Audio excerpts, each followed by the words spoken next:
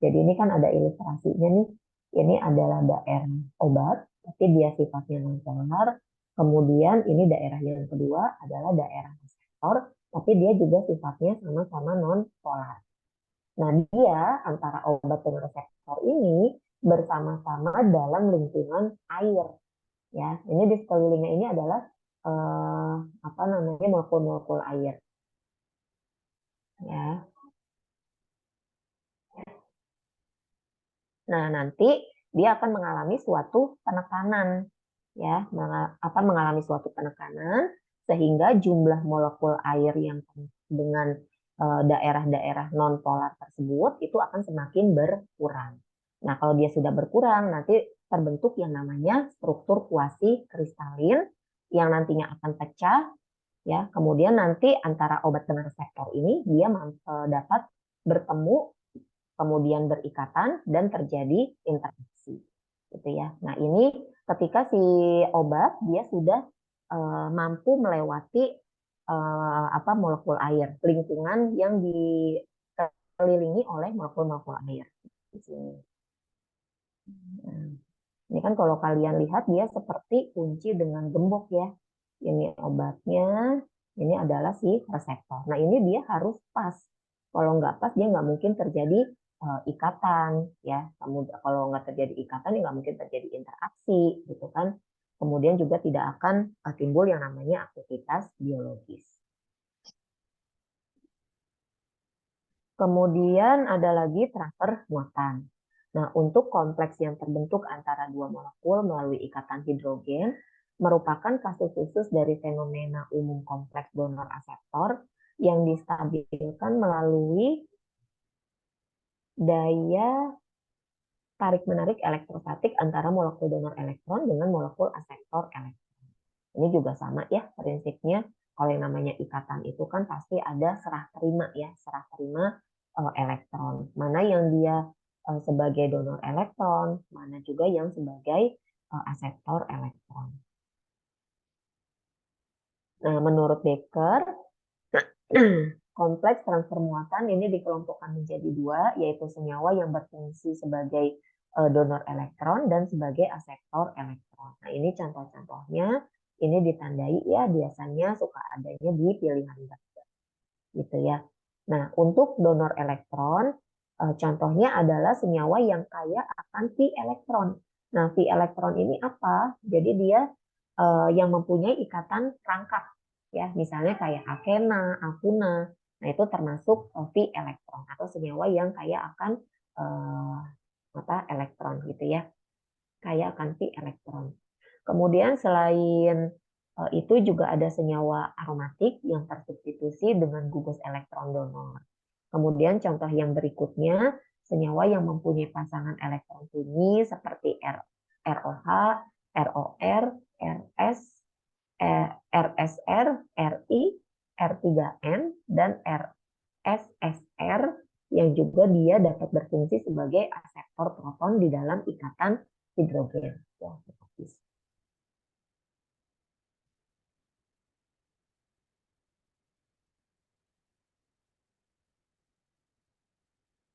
kemudian kalau yang bertindak sebagai aseptor elektron, ini ada senyawa yang kekurangan pi elektron. Ya, berarti kebalikannya dari yang donor ya. Kalau yang donor itu kan yang kaya akan pi elektron, tapi kalau yang aseptor berarti yang kekurangan. Ya. Kemudian bisa juga pada molekul AROH yang mengandung RSH dan imidazol H, hidrogen yang bersifat asam lemah ya seperti DR3, dia donor CH dan ROH, kemudian juga proton di dalam ikatan hidrogen. Sebentar, baterainya habis.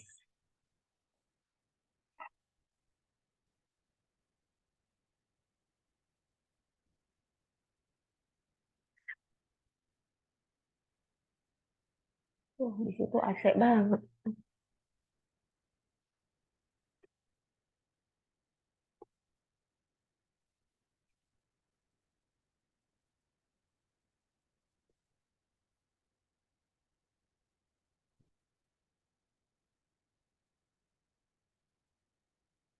Kemudian berikutnya ada makromolekul sistem biologis yang bekerja sebagai komponen reseptor yang mempunyai gugus protein atau asam amino yang dapat membentuk kompleks melalui transfer muatan. Yang pertama ada donor elektron seperti aspartat, glutamat, sistein, metionin, dan tirosin. Ini biasanya hanya pada cincin aromatik, ya. Kemudian kalau yang kedua yang sebagai aseptor elektron, contohnya ada sistein, arginin, dan lisin. Kemudian bisa juga yang memang dia bisa bertindak sebagai kedua-duanya, ya, sebagai donor dan juga aseptor elektron. Misalnya seperti histidin, kemudian asparagin, glutamin, serin, treonin, hidroksiprolin, triptofan, tirosin. Nah, biasanya ini hanya pada gugus OH. Nah, sedangkan fenilalanin itu hanya pada cincin aromatik. Ini juga ditandai ya, biasanya adanya di PG. Nah, ini ada beberapa contoh kompleks molekul obat yang terjadi melalui transfer muatan. Ya. Molekul obat yang bekerja sebagai donor elektron, ada senyawa yang mengandung gugus anionik seperti RCOO-min, RCOF-min, RSO3-min, RSO2-min, RCSS-min, RTOO-min, dan RASO-min.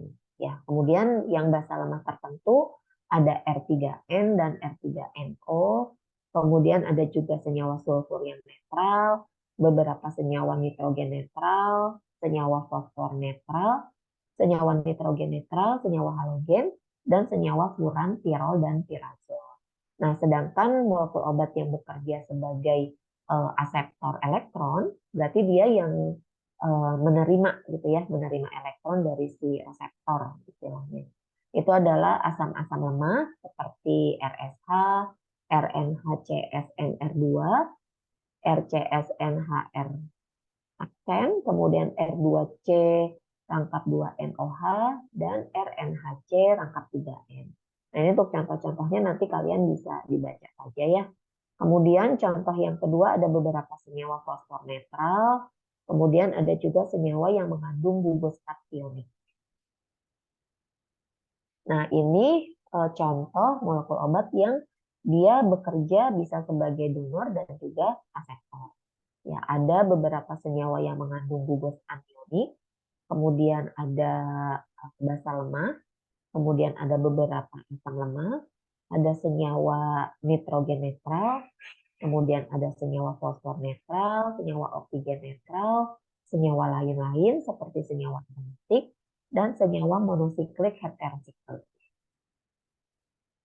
Nah, ini contoh interaksi melalui transfer muatan. Ya, jadi ini ada dua ya, dua molekul atau dua senyawa. Yang pertama dia yang mempunyai gugus spesifik OH. Ya, kemudian yang bawah ini adalah yang mempunyai gugus spesifik NH2. Ya. Nah, ini antara masing-masing gugus baik itu OH ataupun NH2 ini terjadi transfer muatan. Gitu ya. Nah, ini kan ada nih garis-garisnya ya. Dia terjadi transfer muatan. Nah, sedangkan untuk yang B-nya ini dia terjadi transfer muatan itu antara cincin pada senyawa yang A dengan cincin pada senyawa yang kedua atau yang B. Ya. Jadi transfer muatannya itu terjadi di sini. Ya. Kalau yang pada gugus spesifik dia terjadinya di sini. Gitu. Nah, senyawa dengan derajat spesifitas tinggi itu dapat memadukan beberapa ikatan lemah seperti ikatan-ikatan hidrogen, ionik, hidrofobik, ion dipol, dipol-dipol, dan ikatan van der Waals pada interaksinya dengan protein reseptor sehingga secara total menghasilkan ikatan yang cukup kuat dan stabil.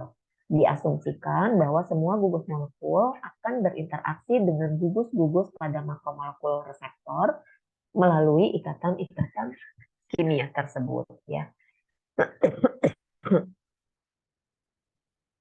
Nah, sekarang dengan kemajuan teknologi komputer, kimia analisis, dan kimia komputasi, telah dapat diprediksikan ikatan-ikatan yang terlibat dalam proses interaksi obat dengan reseptor, baik yang secara 2 dimensi maupun 3 dimensi, sehingga dapat diketahui gugus farmakofor melalui obat dan asam-asam amino pada protein reseptor yang diikat oleh molekul obat. Ya, jadi memang dengan perkembangan teknologi gitu ya, untuk kita membuat suatu rancangan pembuatan obat, itu sebelum kita masuk ke lab biasanya dilakukan dulu uji coba dengan melalui komputer. Ya, jadi nanti diilustrasikan gitu ya. Kalau dia nanti diganti dengan gugus apakah nanti ikatannya itu bisa dengan ikatan, kan tadi ikatannya macam-macam ya, bisa dengan ikatan kovalen, ikatan ion, ikatan dipol non dipol gitu ya, ikatan dipol dipol atau hidrofobik atau transfer muatan. Nah, itu bisa diilustrasikan terlebih dahulu dengan menggunakan komputer. Nanti kalau seandainya sudah berhasil gitu ya, dapat hasilnya di komputer, baru biasanya diuji cobakan di laboratorium. Seperti itu. Oke, nah alhamdulillah sudah selesai. Silakan kalau ada yang mau ditanyakan, tapi sebelumnya yang kelompok tadi ya, Mas Hafiz.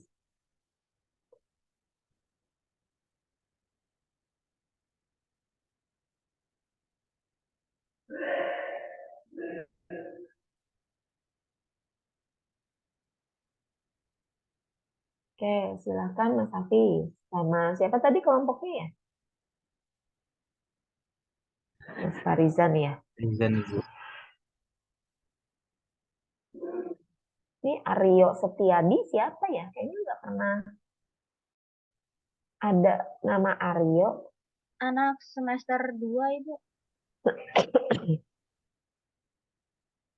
Oh, ngapain semester 2?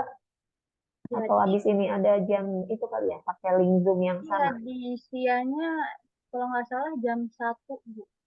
Udah matkul lain di Zoom ini.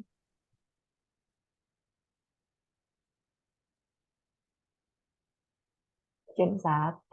Kita bukannya jadwalnya 13.20 ya? Iya, jadi di kelas mereka nabrak tuh sama kelas kita di ruangan ini.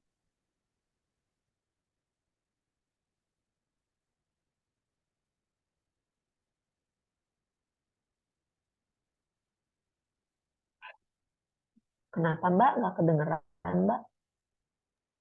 Jadi kelas mereka jadwalnya nabrak, Bu, di ruang Zoom ini sama kelas kita. Oh, gitu.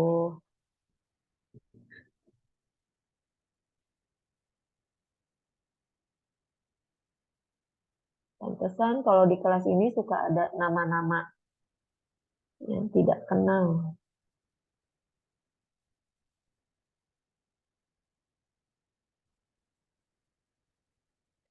Cara Permata ada?